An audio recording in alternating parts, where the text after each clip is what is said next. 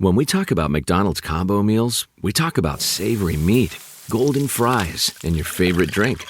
Now, the combo meals just got crispy, juicy, and tender with the new Crispy Chicken Sandwich Combo. And you have to try it. Get a classic or spicy crispy chicken sandwich with medium fries and a medium soft drink like Sprite for only $6. Promotion pricing may be lower than meal pricing. Cannot be combined with any other offer. Ba-da-ba-ba-ba. It used to be hard to find the exact auto parts you needed, and that meant spending a lot of time at swap meets. It's a different game now when you can order exactly what you need from eBay Motors. They have 122 million parts, so you can always find the right fitment. Spend less time searching and more time building with the eBay Motors app or visit ebaymotors.com. Let's ride.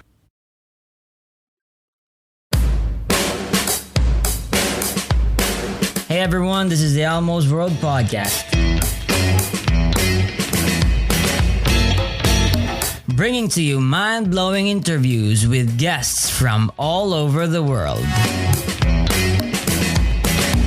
So settle down, relax, and enjoy the show.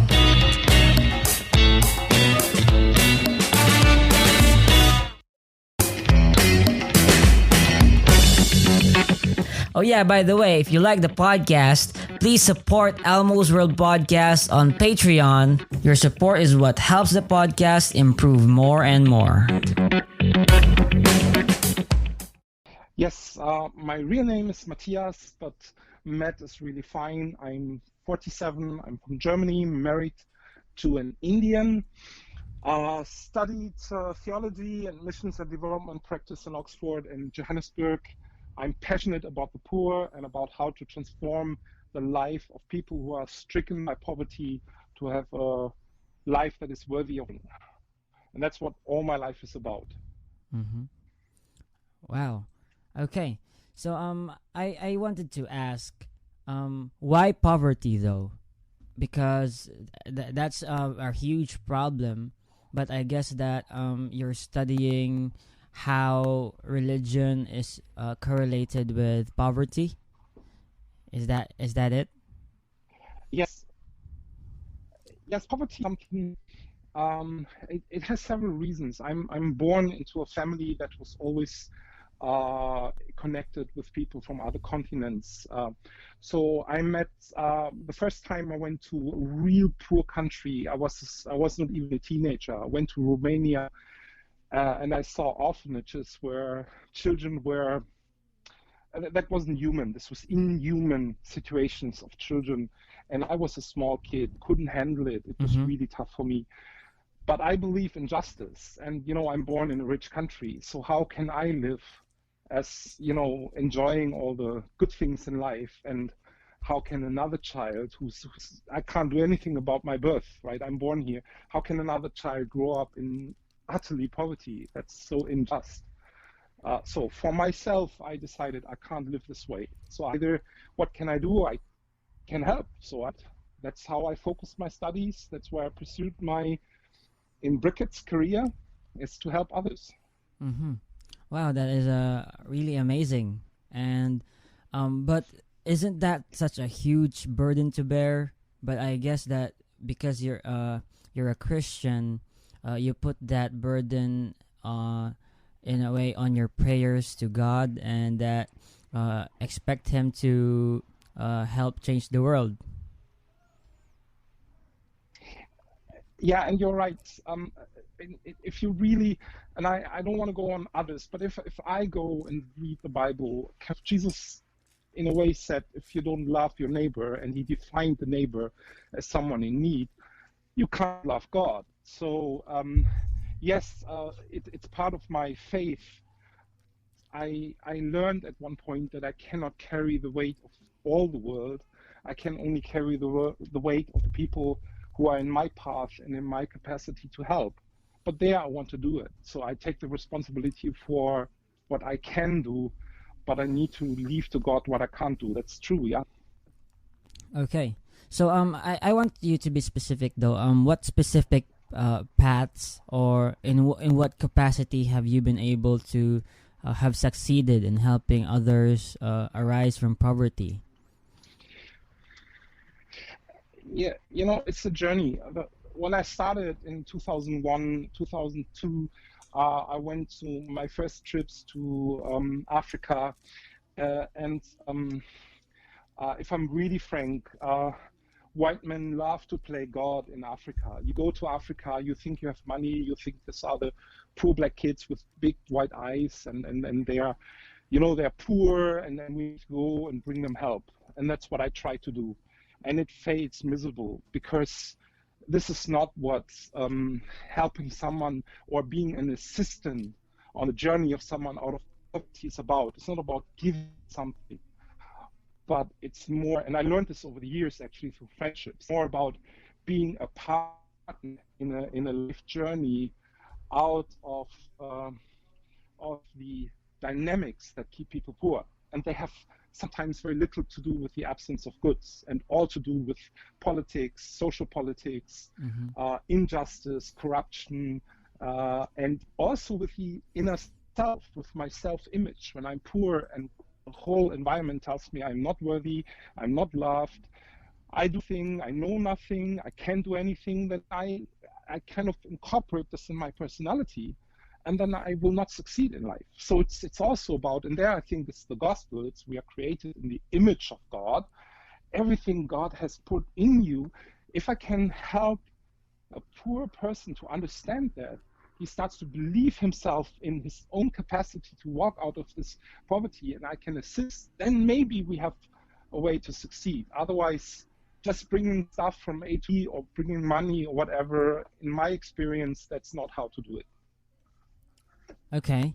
I really agree with you, and I've always been hearing this saying that if you give a man a fish, you feed him for a day, but if you teach a man how to fish, you feed him for the rest of his life. And I think this is the gist of your what you just said, that just giving goods will only be temporary and will fail in the ultimately in the end. But if you, for example, assist in the social political realm of poverty-stricken countries, that's where you make real change that could last permanently. Yes, you're so right. And I mean, the fish and the fishing is a very simplified but easy to understand image. Once you go there, you immediately understand that poverty really has the levels of the personal image you carry inside of you of who you are.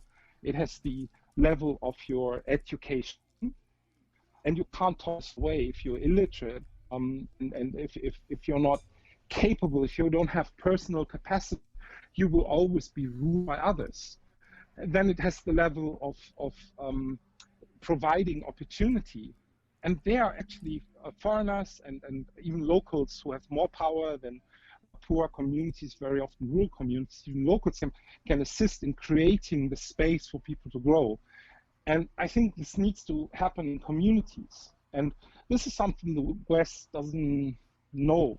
Very often when I communicate with people here, they don't understand this kind of dynamics. They think in the measurement of poverty is the absence of something, and it's true in a way, but it's the absence of many other things than just money. Yeah. Mm-hmm.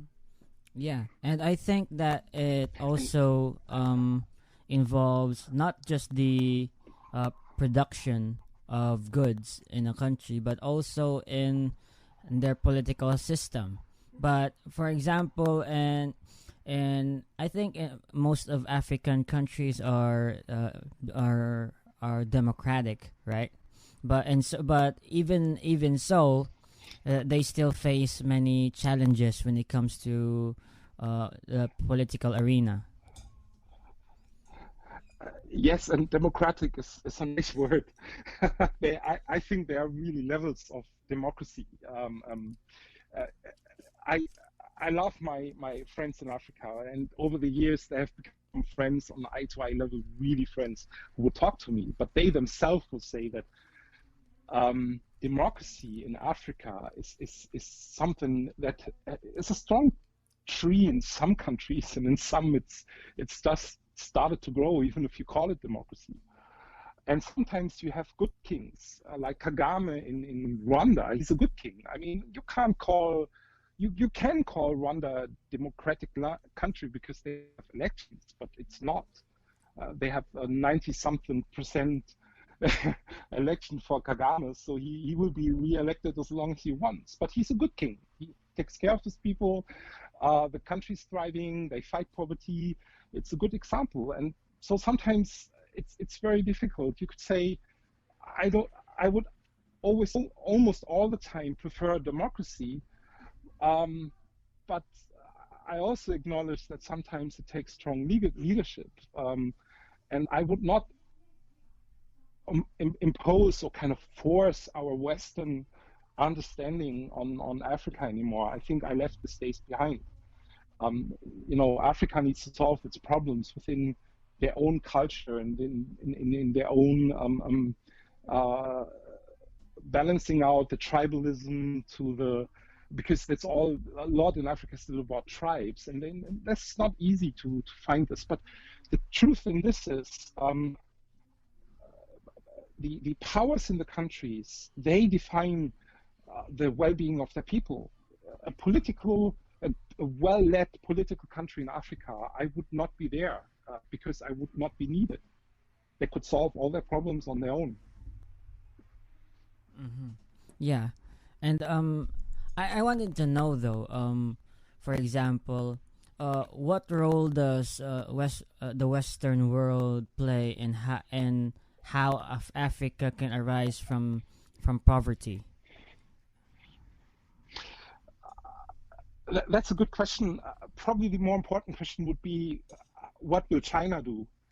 Because it's like there's been a power shift in Africa, and the power shift is headed to China, and China is the big giant now who's doing all the billions and billions of investments into the infrastructure. The West can say, we did our mistakes, we did our exploitations. We did all the wrong. We can atone for that and assist the African continent in not getting exploited one more time from another superpower. So we could be a healthy, good voice for Africa if they want us, if they allow this to happen. But if I would be an African state, I would be careful who to trust in the end.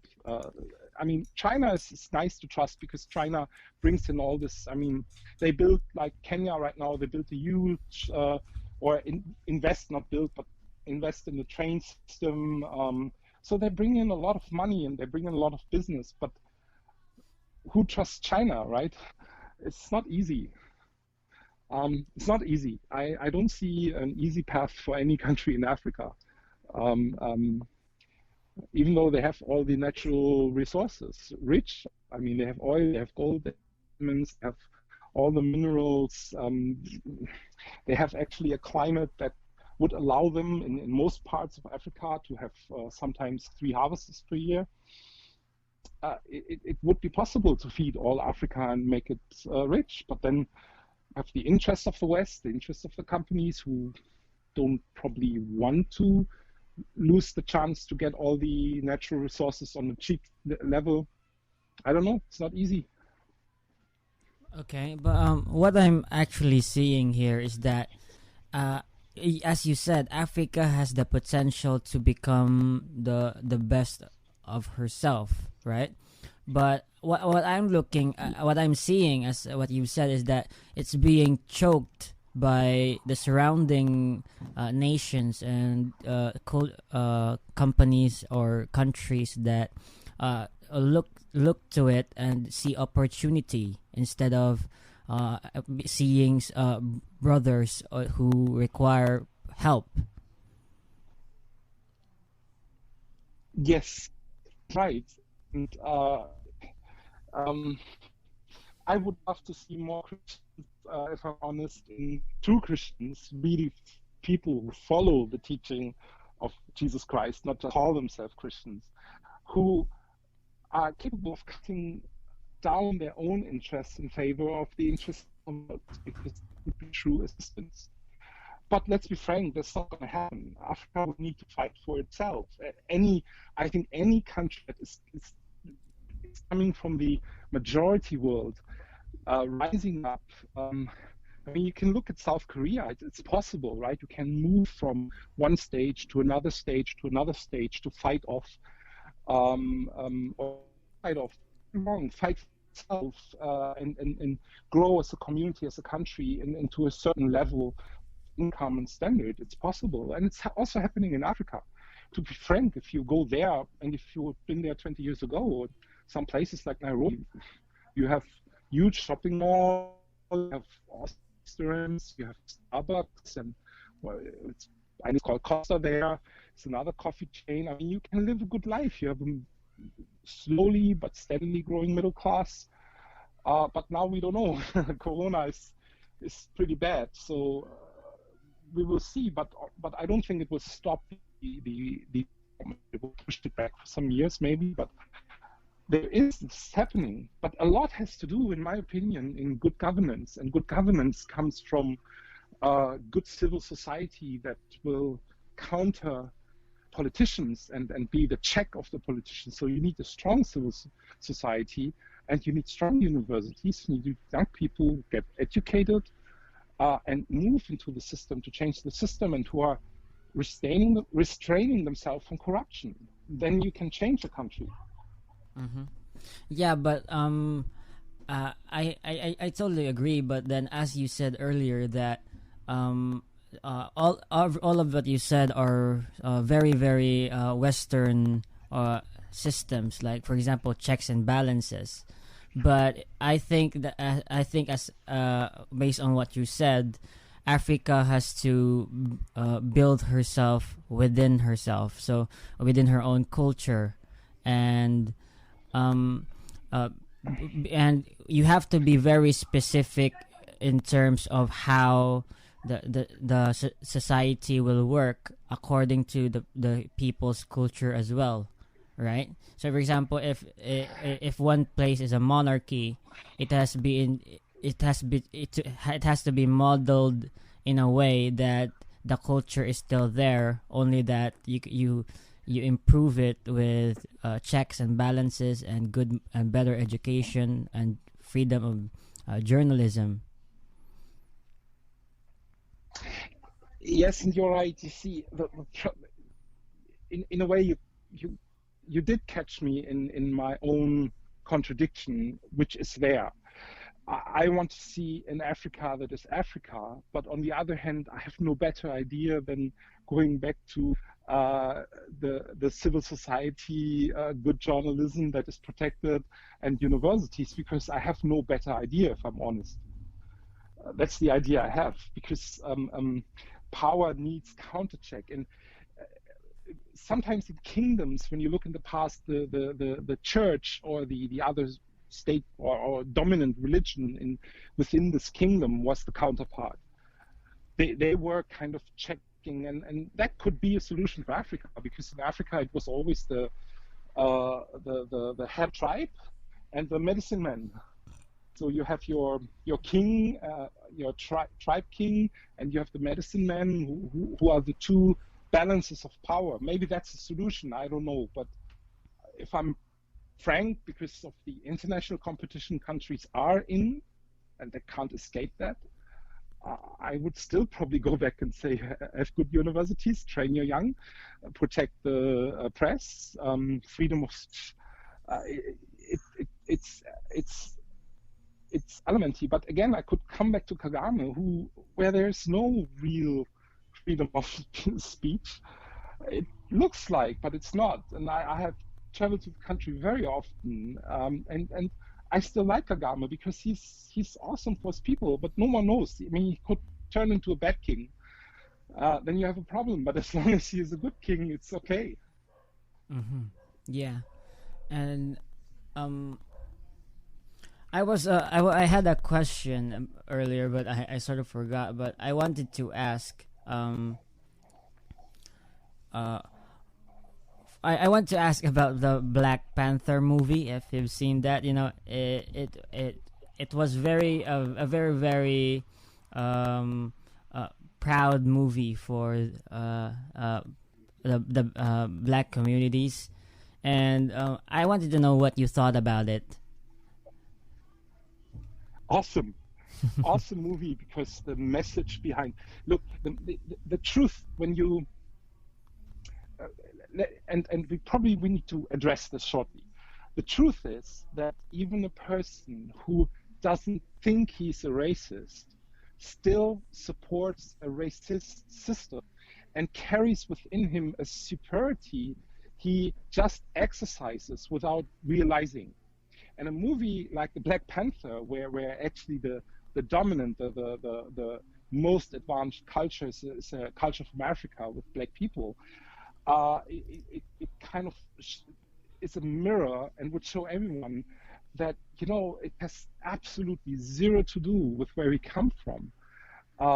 You know, your capacity, your what has nothing to do with that. So it's an awesome movie because it kind of says like, hey, it could have been very different, even though it's just fantasy.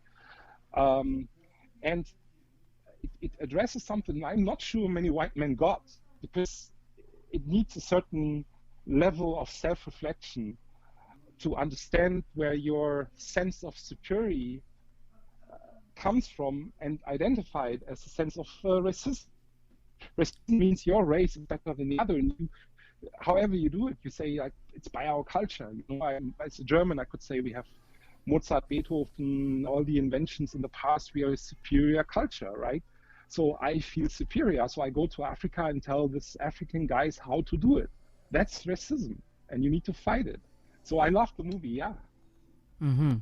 Yeah, and I seem to believe that I also think that in actuality there is no higher culture, you know, but it would seem to some that there are more advanced societies than others, but in the greater scheme of things, there is really no hierarchy when it comes to which culture is better or.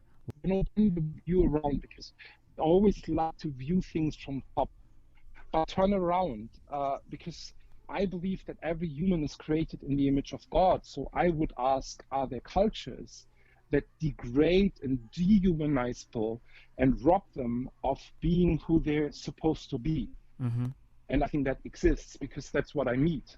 Mm-hmm. I see it when I'm in countries where people truly suffer. I mean, I've been to North Iraq, I've been to Syria, to the north, in Turkey-Syria borders, in refugee camps. I've been to refugee camps in Lebanon. I mean, when you see this is degrading, this robbing people of who they are, robbing their homes, robbing their places. For what? For religion. This is the most ridiculous thing, you know. We say, oh, it's one God and he's a great God, but we kill others for it and push them out of their homes. This is so ridiculous. So yes, I agree with you, but I also would say there is a force on this planet that is evil, and that is pushing people and robbing life and destroying life. That's really, it breaks my heart. It's really hard to see.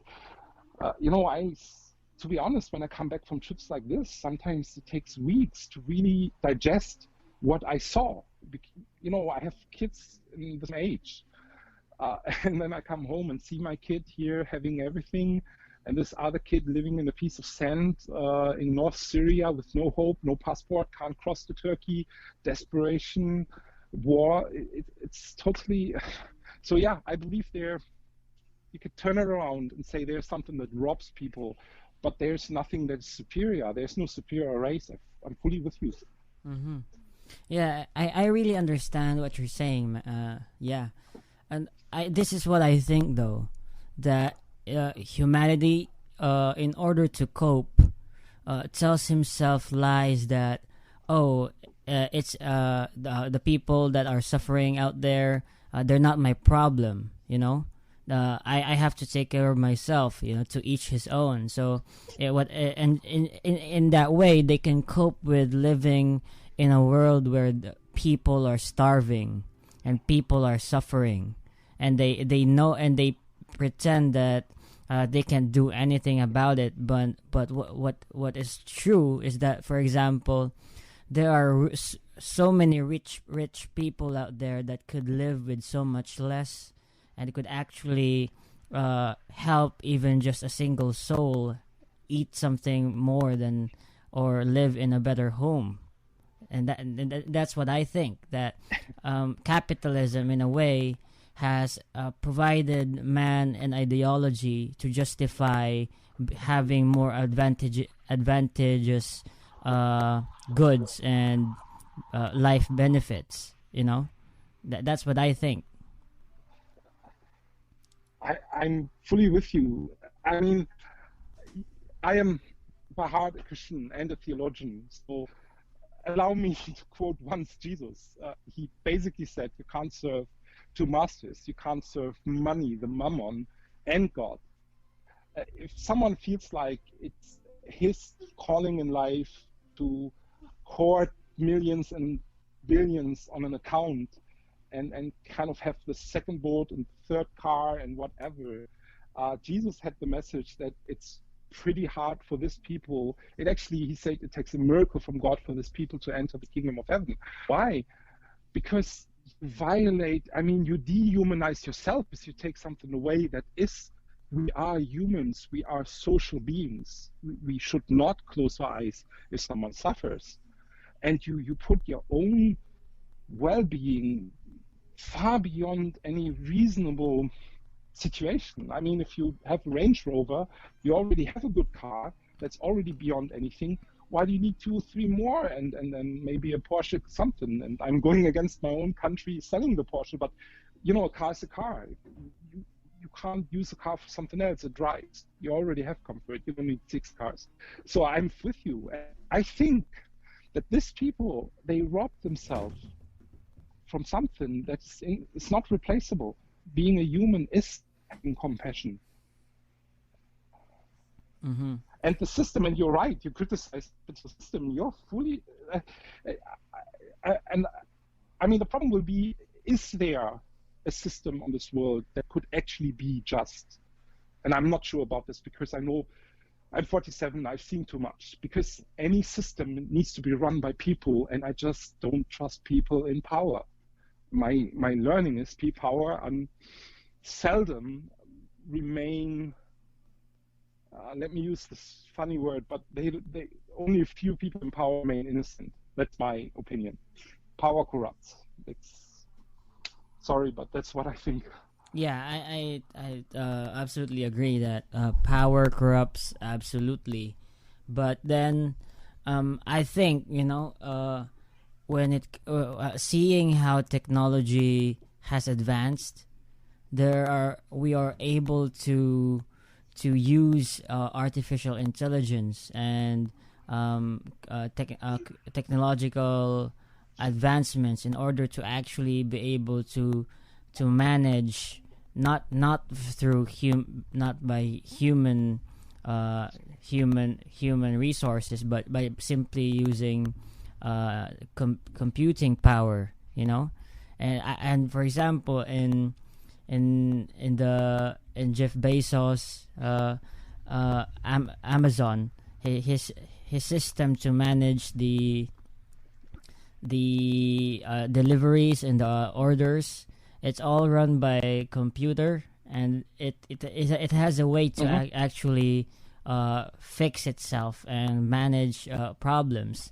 And so but I actually see that there is already an overproduction of food all around the world.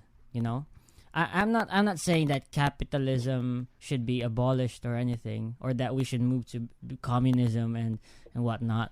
I'm simply thinking that there is an excess in the world of excess of production, and we need to be able to at least distribute it in a way that there could be some sort of universal benefits for each individual.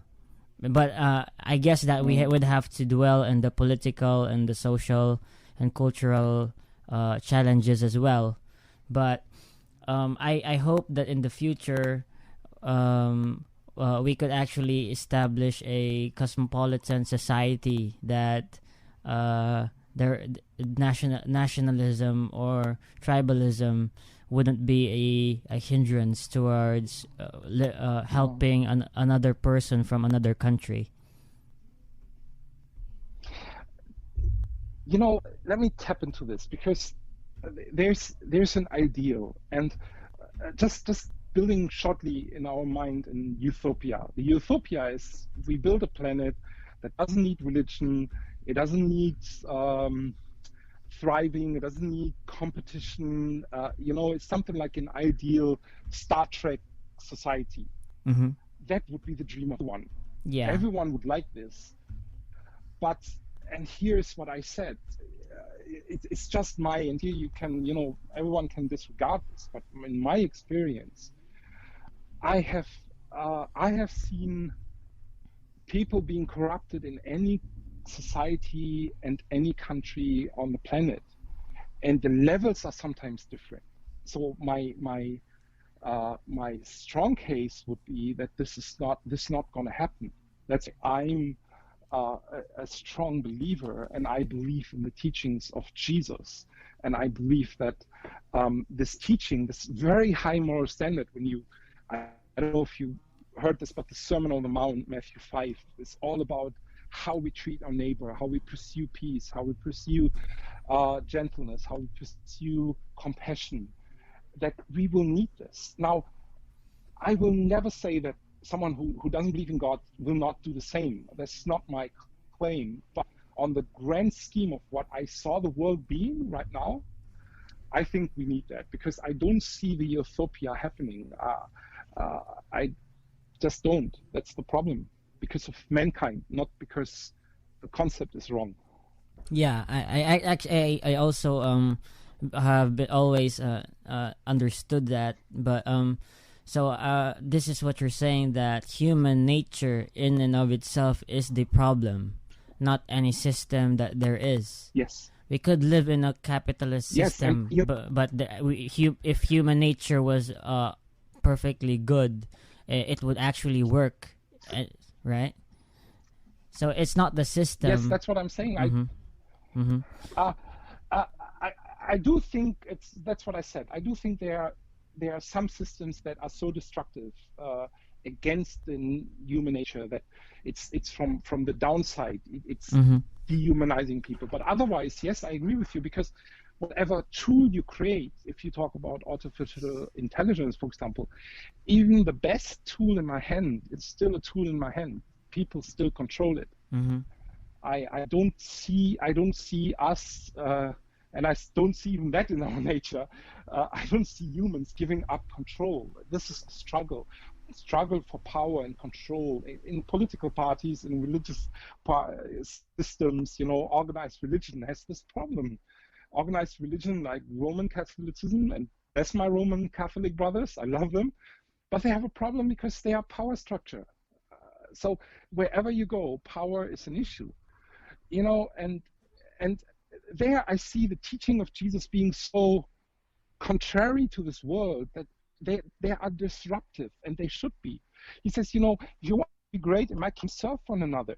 The lowest is the highest. It's disruptive. It doesn't actually work, but that's the beauty in it, because it's so much against what we used to do that we actually need to stop and listen and say, hey, is there something about this teaching that could actually kind of invade our markets and make them a better place? And you don't need to be Christian for this. If you take Mohammed Yunus with his social business concept, that's a big concept. If you build businesses where the sole purpose of the business is the benefit of the community and not the benefit of the stakeholders, you already make a huge progress.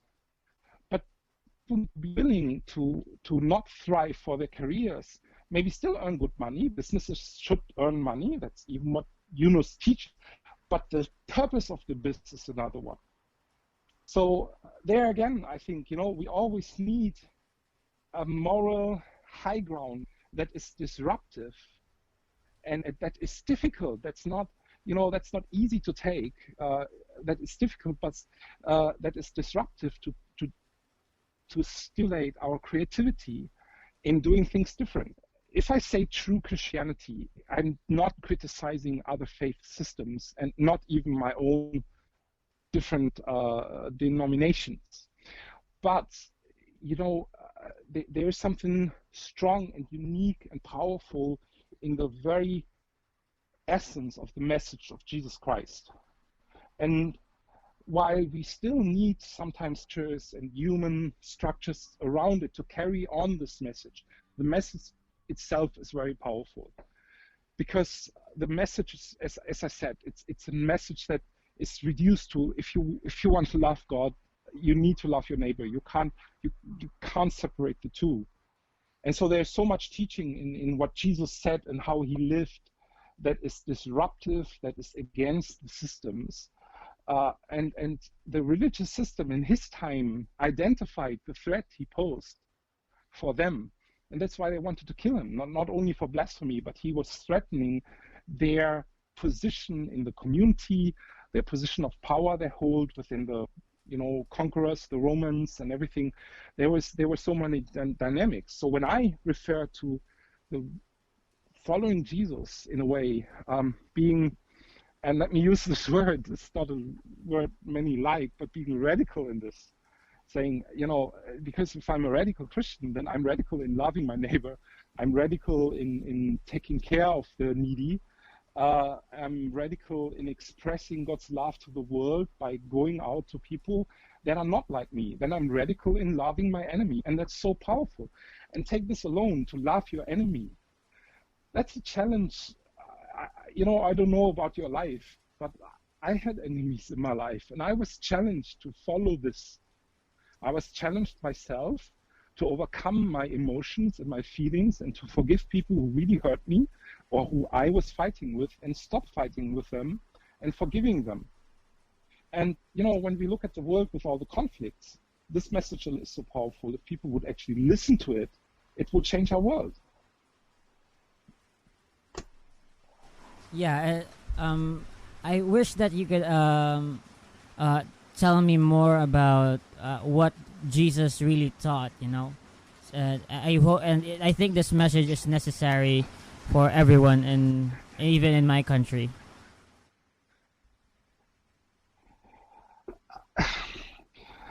I mean, let me say this, because I already expressed I think the essence, because faith in Jesus Christ is a combination. When you truly look at what people understood Jesus saying in his time, he was talking about participating in a kingdom in my life here and now, and he was less talking about getting saved when you die. The concern was how, if I follow Jesus, I change my lifestyle, I change from who I am into another person. I turn around and I follow this Messiah, the Savior who has come to overcome sin and destruction in the world. So the message of Jesus is a message that combines the eternity into the eternity already happening here and now. So as a Christian, I believe that when I listen to him and follow his commandments, that's what he said, this is about being a Christian. I listen to his teachings and I follow his commandments and I believe in him. And when you take the commandments from him, it's actually Matthew 5. It's the best. It's the Sermon on the Mount. Jesus, many theologians would say Moses was given the law on the mountain in stone, and here comes the law that was promised in the Old Testament. It's written on the hearts of people. That's in Deuteronomy 30-something, and in Jeremiah 31, 33. It's the promise, I will make a new covenant with my people, and my law will be written on their hearts. And that's what we talk about. We talk about a changed heart that is not looking for your own advantage in life, but you live a good life, you take care of your family, but you have the needs and the suffering of your neighbor on your screen, and you react on this. And this is basically the essence of the message. Believe in Jesus Christ, listen to his teaching, follow his commandments. And his commandments have to do with loving your enemy. Bless those who curse you. It's powerful. I mean, people talk bad, especially, and in my experience, I have good friends, and let me shortly come back to Africa. There's always tribalism. There's one tribe, there's the Kikuyu tribe and the Maasai tribe, and then they fight and they talk bad about each other. You know, they say all those guys at the coast, they're all lazy, but you know, they don't want to work. These are bad words. These are curses about other people. But you go and bless people. You speak good about those who speak bad about you. And how would that be in an interfaith dialogue, for example? Couldn't we take out a lot of tension out of the borderlines where Hindus meet Muslims, Christians meet Hindus, Muslims meet Christians? You know, when you really listen to people, they have all this prejudice, this they are filthy, they are bad, they talk, they want this, and then you throw in the Jews in Israel and you get total chaos. So listen to Jesus. You change your heart. You kind of take your hard drive and format it on a way that I look at the other and appreciate the other one as a creation of God. I look at my neighbor, my next person, and say, he's created in the image of God. And my job is to express my love and respect for the other person and not take him down. Now, that's a high image. So don't knock on my door and say, you do all this. I also am on a journey. But that's what makes life interesting. Let's go on this journey together, and our world will be a different place. I deeply believe that. And I believe that's happening. I don't think I'm the only one. There are many voices like this. There are even voices from other faiths. They are like this. And we can make a change. Yeah. Sorry for preaching. No, it's no problem, man. Like that was really life-changing for me. Yeah, but this is really good, you know, on the surface, because you're helping the world in terms of solving the poverty crisis through in a way that the Christian ideology helps people be more less prejudiced and actually unite in something. But can I ask you in theological terms, because you can yeah. So in terms of, for example, Jesus Christ, I think that I've always believed that he is a part of the Trinity, and he's the Lord and Savior. Do you still think that way? Yes. Yes, I'm very convinced. There are two levels, and the one level I can go to my scripture. And that's in the essence the Bible. We have other scriptures of the church fathers around it, but the Bible is the essence. And the Bible is very clear. Jesus is worshipped. Jesus is called God. Jesus claims divine attributes. Jesus is God. John 1:1-3, it's just the Word. It's talking about the Word. The Word was with God, and the Word was God. And then in John 1:14, it says the Word became flesh. That's Jesus. There's no doubt that the scripture says this. So I can go for my brain. I can use my brain and think about the concept. Does God make sense? In my perspective, it makes sense because this world is too beautiful, too complex to not have a designer behind it. That's my personal conviction. That's all my brain level. I'm thinking about it and reflecting about it. I study it. But then there's the heart level. There's a yearning in my heart to have eternity, to be loved, to be accepted, to have fellowship. Now, this is personal. This is my personal witness. I believe that Jesus did promise to be omnipresent within every one of us who follows him. That's called the Holy Spirit, God's presence with us. So if I give my life to Christ, if I follow him, if I pray, if I seek him, if I take my time, my private time to seek him, I can feel his presence for myself. This is nothing I oppose on anyone else. That's my own thing. In my heart, I feel God's presence. You know, in Romans 8:14, it says, God has not given us a spirit of slavery and fear, but his spirit says, our spirit, that we are adopted children of God in God's family. I deeply believe that. But it's a personal experience everyone does on his personal level. But for me, I address faith from two levels. I go with my brain, I wrap my mind about it, I discuss, I defend. I'm in discussion with my Muslim friends. I'm in discussion with atheists, with my Hindu friends because of India, my roots in India, with my wife. That's my brain level, but there's a spiritual level on my personal testimony where I say, I'm so sure God is there, and when I open my heart and life to Him, He fills me. That's my personal witness. Okay, but this is the thing though, because poverty is more of a worldly goal, and Christianity teaches that there's a better life after, and so just suffer today and live happily for eternity in paradise.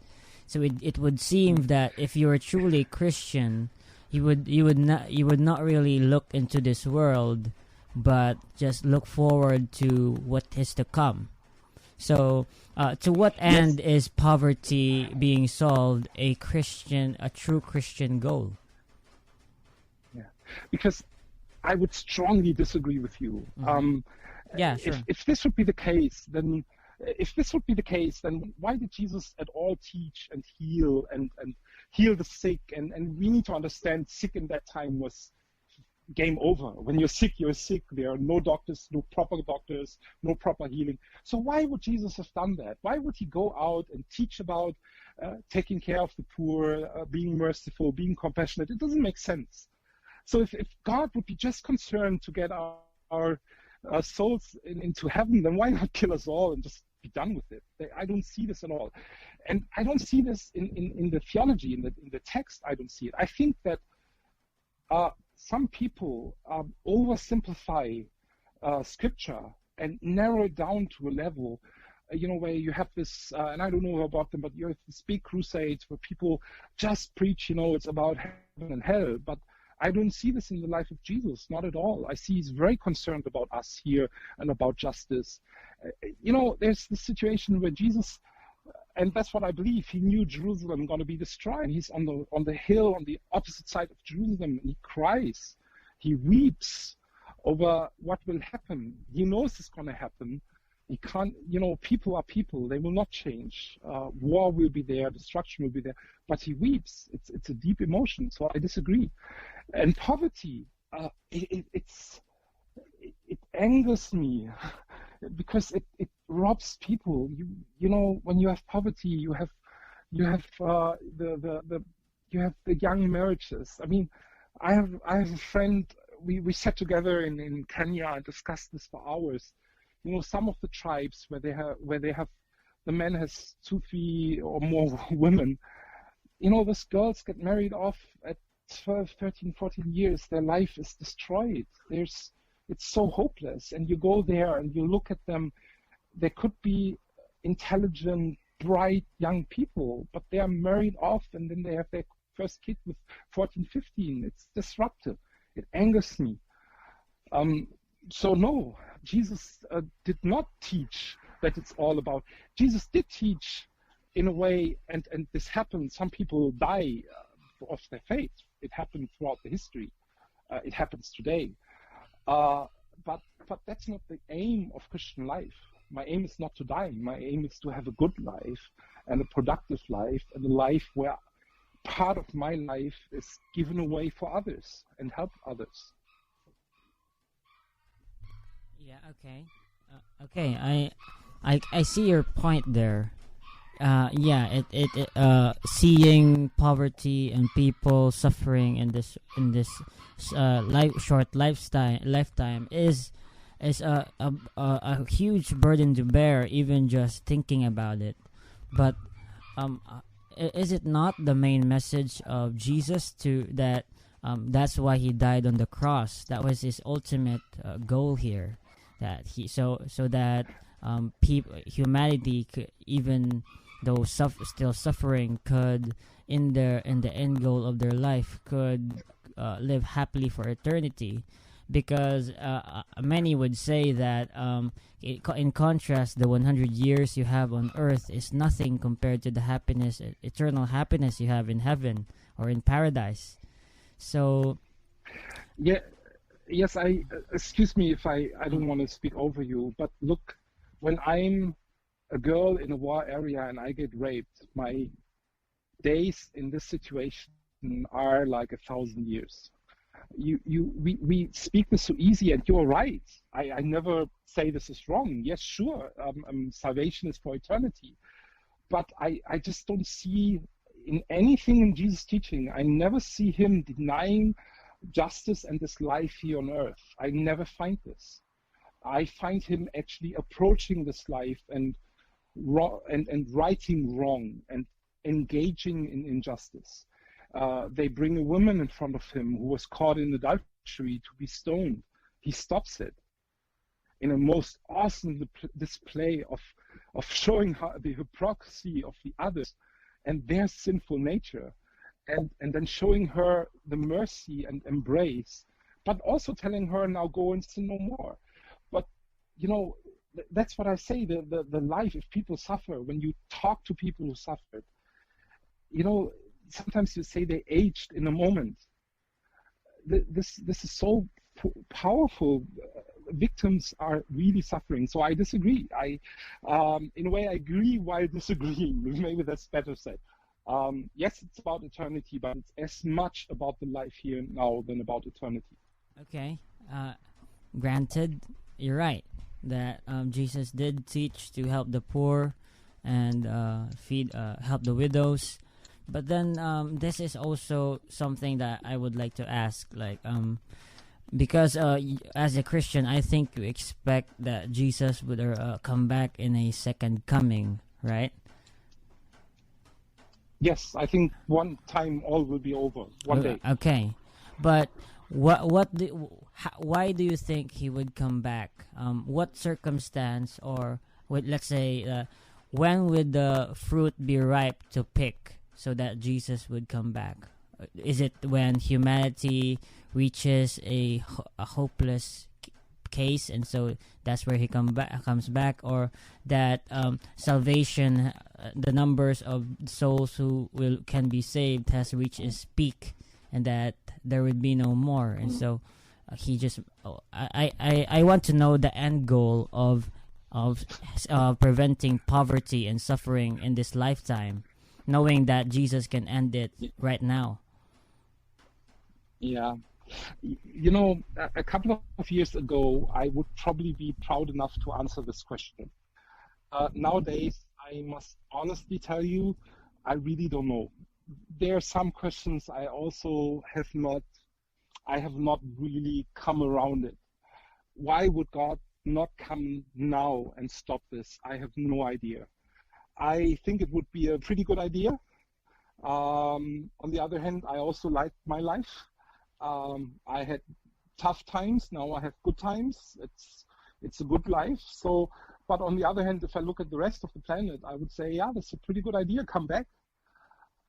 And sometimes I do pray it, but I don't know there. I really don't know. But I would refrain from going too deep into this because I don't see a teaching in the Bible that actually tells you that. It's not there.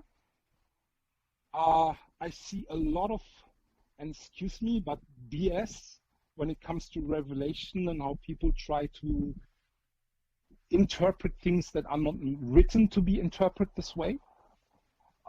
So there's a lot of made up stuff about, end time and all these things. I don't, like a book like Revelation is an apocalyptic book in the Jewish style written. It's not made for that. It was made for the church under the Roman persecution with an awesome message that even you're small, don't resist in anger, but resist by laying down your life. It's a beautiful book if you understand how to read apocalyptic writings. But if you really go on this topic, I don't see an end to the discussions. So let me make my conclusion clear. Today, I'm careful with an answer. I would think it would be awesome for God to come back, but I don't know when he will do that. Okay, that is a satisfactory answer for me, Matthias. I would like you to ask this last question, because I think that this has been a great conversation, and we're almost reaching an hour.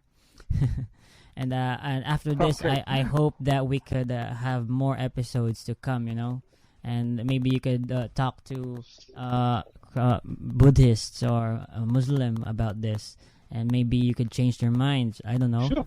Okay, but this is the last question.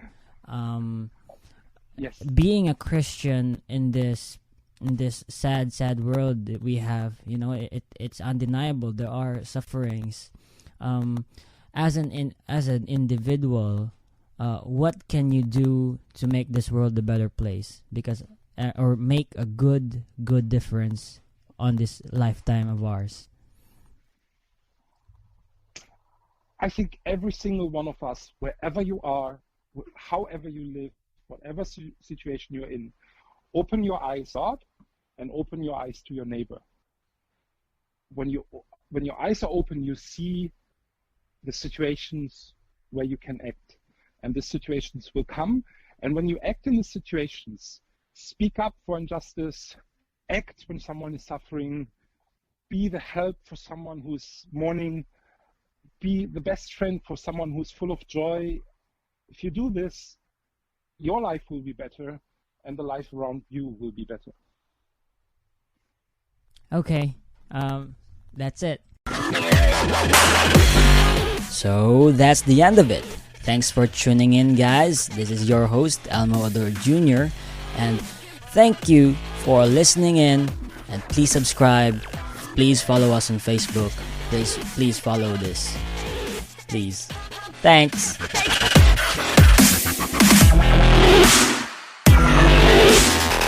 It used to be hard to find the exact auto parts you needed, and that meant spending a lot of time at swap meets. It's a different game now when you can order exactly what you need from eBay Motors. They have 122 million parts, so you can always find the right fitment. Spend less time searching and more time building with the eBay Motors app, or visit ebaymotors.com. Let's ride.